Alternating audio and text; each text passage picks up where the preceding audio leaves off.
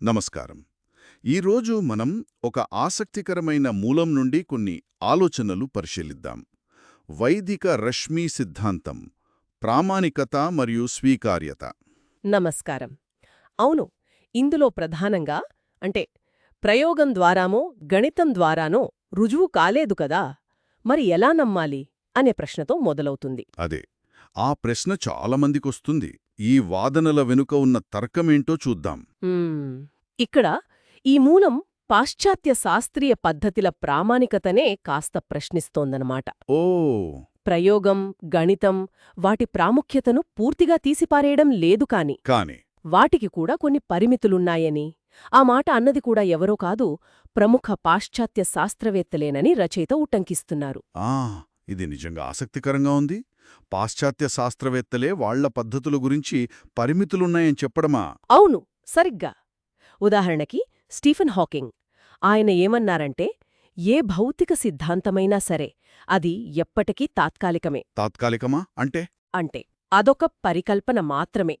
100 ప్రయోగాలు సరే అన్న, రేపు జరగబోయే ఒక్క ప్రయోగం దాన్ని తప్పు అని రుజువు చేయదని గ్యారంటీ లేదు. నిజమే. ఒక్క వ్యతిరేక పరిశీలన చాలు మొత్తం సిద్ధాంతాన్ని తోసిపుచ్చడానికి. అవును. ఐన్స్టీన్ మాట కూడా ఇంచుమించు ఇలాగే ఉంది కదా ఇక్కడ.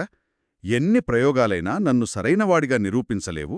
ఒక్క ప్రయోగం నన్ను తప్పు అని నిరూపించగలదు. అవును. అలాగే కార్ల్ పాపర్.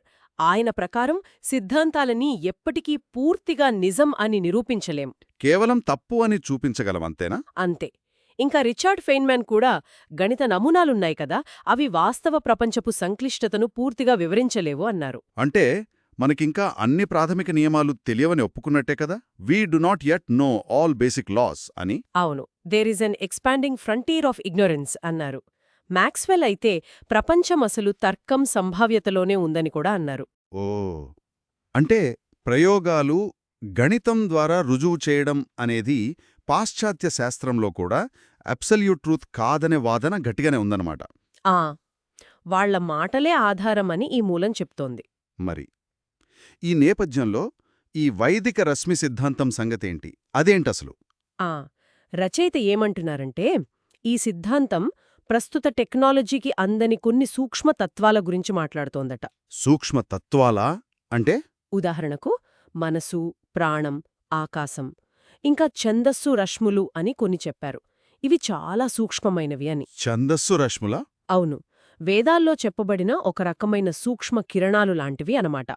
ఫోటాన్లు, ఎలక్ట్రాన్ల మీద ఆధారపడిన మన టెక్నాలజీ వీటిని గ్రహించలేదు అంటున్నారు. అర్థమవుతోంది. అంటే సర్న్ లాంటి ప్రయోగశాలలే కణాల స్థాయికి అవసరం కదా? అవును, కణాలికే అంత పెద్ద సెటప్ అవసరం. మరి అంతకంటే సూక్ష్మమైన వాటికి ప్రయోగాలు ఎలా సాధ్యం అనేది రచయిత ప్రశ్న. లాజికల్గానే ఉంది. మరి ప్రయోగం లేకపోతే విశ్వాసం ఎలా కలగాలి? నమ్మకం ఎలా? దానికి రచయిత ఒక మంచి ఉదాహరణ ఇచ్చారు. త్రికోణమితి. త్రికోణమితా? అదెలా? చూడండి, మొదట్లో ఆ సైన్, కాస్ సూత్రాలు ఎవరికీ అంతగా అంటే వెంటనే అర్థం కావు కదా. నిజమే, కొంచెం కష్టమే. కాని వాటిని ఉపయోగించి మనం కింద నుంచునే ఆకాశంలో ఎగిరే విమానం ఎత్తును ఖచ్చితంగా కొలవగలిగినప్పుడు అప్పుడు దాని విలువ తెలుస్తుంది. ఓకే. అలాగే ఈ వైదిక సిద్ధాంతం ద్వారా ఇప్పుడున్న ఫిజిక్స్కి అందని సమస్యలకు ఏమైనా తార్కిక నమూనాలు ఇవ్వగలిగితే, అంటే డార్క్ మ్యాటర్ లాంటి వాటికా? ఉదాహరణకు అలాంటివి, లేదా ఇప్పటికే ఉన్న సిద్ధాంతాలను ఇది ఇంకా బాగా వివరించగలిగిన అప్పుడు విశ్వాసం కలుగుతుందని రచయిత ఆలోచన.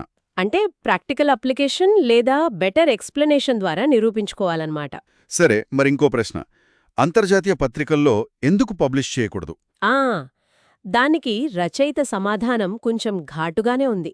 దాన్ని పాశ్చాత్య భావజాలానికి బానిసత్వం అంటున్నారు. భారతీయ వైదిక సంప్రదాయం వేరు అంటున్నారు. ఇక్కడ పద్ధతి శాస్త్రార్థ సంవాదాలు అంటే పండితుల మధ్య చర్చల ద్వారానా? అవును, చర్చలు, వాదోపవాదాలు, ఇంకా సమగ్రమైన గ్రంథాలు రాయడం. తాము 1000 పేజీల గ్రంథాలు రాశామని, వేద విజ్ఞాన ఆలోక, వేదార్థ విజ్ఞానం అని పేర్లు కూడా చెప్పారు. అందులోని ప్రతి పేజీ ఒక రీసెర్చ్ పేపర్తో సమానమంటున్నారా? అవును, అదే వారి వాదన. మరి ఆ పత్రికల నిష్పాక్షికత మీద కూడా ఏమైనా సందేహాలున్నాయా వీరికి? ఉన్నాయి. అది కూడా ఒక ముఖ్య కారణమంటున్నారు. పాశ్చాత్య పద్ధతిలో వాళ్ల స్టాండర్డ్స్కి తగ్గట్టు రాసినా కూడా. కారణం చెప్పకుండానే తిరస్కరించే అధికారం రివ్యూవర్లకి ఎడిటర్లకి ఉంటుంది కదా. అవును, అది నిజమే. వాళ్ల నమ్మకాలకు వ్యతిరేకంగా రాసిన పాశ్చాత్య సైంటిస్టులకే ఇబ్బందులొస్తున్నాయని, అలాంటప్పుడు ఏకంగా వేదాల ఆధారంగా ఆధునిక సైన్స్ మూలాలనే ప్రశ్నించే తమ పేపర్లను ఎవరు ప్రచురిస్తారు అని అడుగుతున్నారు. దానికేమైనా ఉదాహరణ ఉందా? ఉంది. బిగ్ బ్యాంగ్ సిద్ధాంతాన్ని వ్యతిరేకించిన జయంత్ నార్లికర్ లాంటి దాదాపు 24 మంది శాస్త్రవేత్తలు అంతర్జాతీయ పత్రికల సెన్సార్షిప్ను ఎదుర్కొన్నారని ఒక పాత వార్తను కూడా ప్రస్తావించారు. అలాగా?